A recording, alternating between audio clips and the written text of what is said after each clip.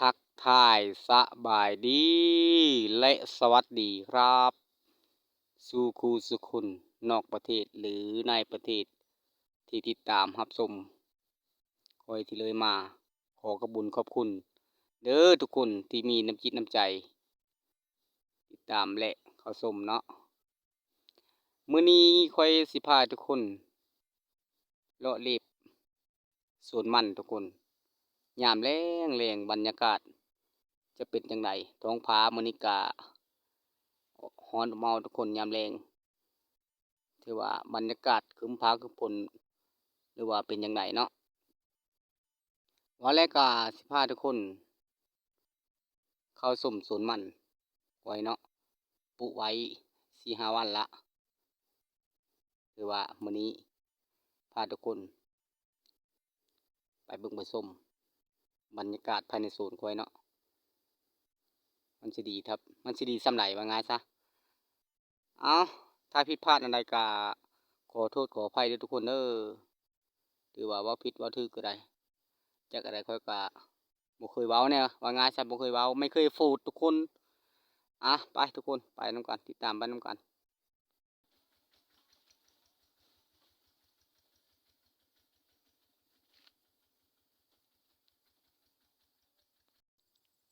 ใกล้จะฮอดโซนมันข้อยแล้วทุกคนถือว่าย่างมาทุกคนมื้อนี้เนาะเดินมาบ่ได้ขี่รถ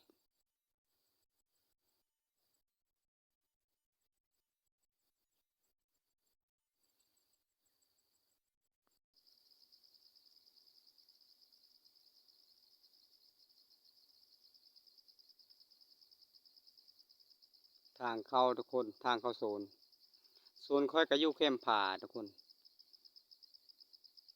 บรรยากาศยามแลงทุกคนเด้อถือว่าเย็น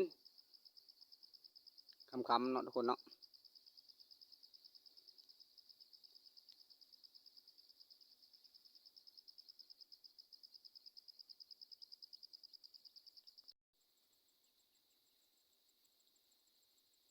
บรรยากาศในโซนก็ประมาณนี้ทุกคน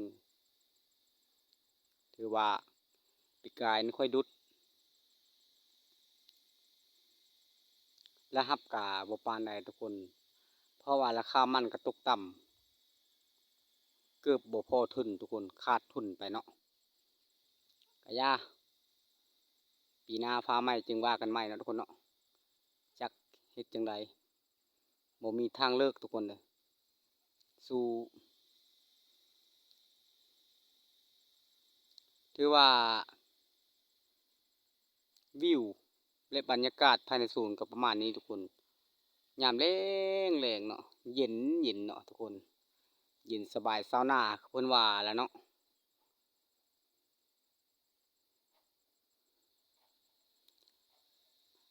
เราเรียกไปนำกันทุกคนไปเบิ่งบ่อนค่อยปลูกก่อนเนาะสิซำใดปุ้งแล้วบ่ใดๆคือสิบ่ปุ้งดอกเนาะ2-3 วันนี่ปีนี้ค่อยบ่ได้ไถทุกคนเด้อปีนี้ปลูกสิตัวเก่านี่เนาะปลูกสารเก่านี่ล่ะคู่เก่าทุกคนเนาะถือว่าได้ซำใดก็เอาว่าง่ายซะเนาะมีแต่ซับหญ้าซับข้าปานนี้ล่ะถือว่าค่อยปลูกทุกคนพอดีอยู่บ่ทุกคนเนาะถือว่างามอยู่บ่ทุกคนหรือว่าห้างพุ่นบ่หรือว่าที่พุ่นบ่ทุกคนเม้นมานี่เด้ออยากรู้แบบว่าอยากรู้หลายอย่างว่าง่ายซะเนาะปลูกสามีหูใหญ่อยู่บ่หั้นนะ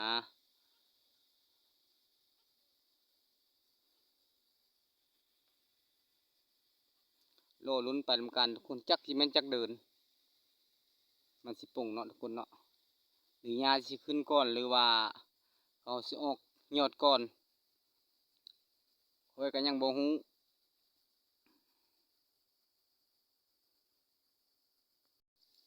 นี่ต้นมัน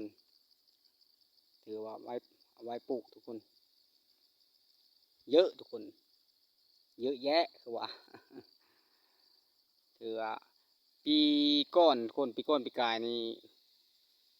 ลำต้นมันนี่ค่อยได้ขายทุกคน10 ลำละประมาณบาท1-2 บาทนี่ละคันเป็นเงินกีบก็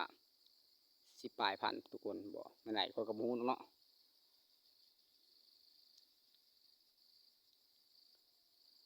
วิวอยู่ในโซนค่อยก็ประมาณนี้ทุกคนเนาะถือว่าบ้านค่อยแล้วผู้ผาหลายทุกคน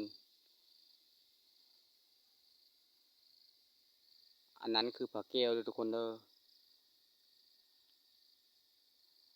หน่วยนี้ผาแก้วทุกคนหน่วยนี้เนาะหน่วยนี้ทุกคนหน่วยนี้คือผาแก้วทุกคนสัญลักษณ์ของบ้านค่อยเนาะถือว่าบ้านหน้าผาแก้วกะเขาเจ้าก็เอิ้นซื้อผานี้ทุกคน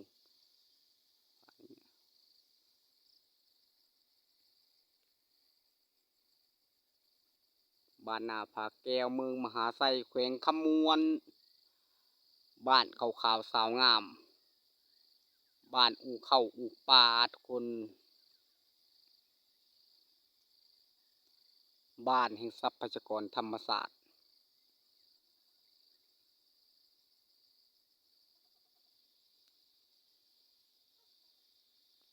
ตัดลำไว้ทุกคน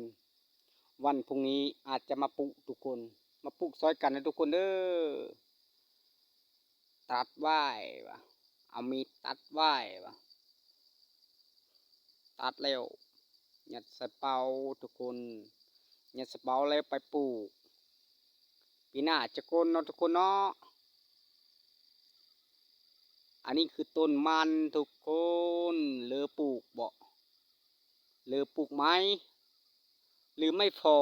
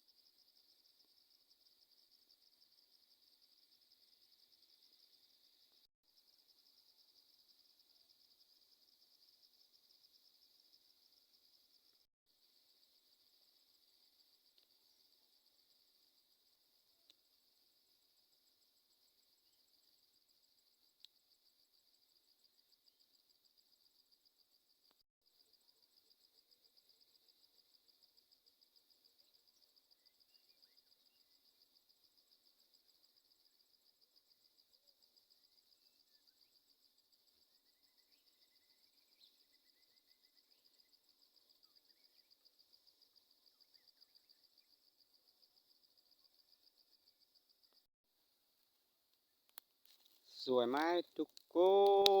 นที่ปลูกแล้วไม่สวยย้อนว่ายอดบ่ได้ปงย้อนว่ายอดบ่ได้ปงเนาะทุกคนโลเลไปปันทุกคนนั่นแหละกันแนวเด้อทุกคนเด้ออย่าทิ่มอย่าปะอย่าละอย่าไล่กัน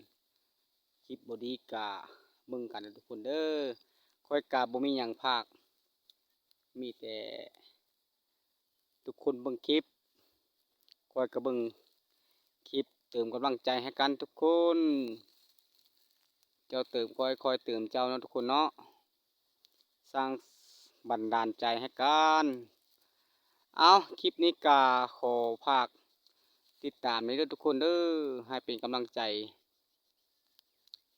ของคนบ้านนอกของนา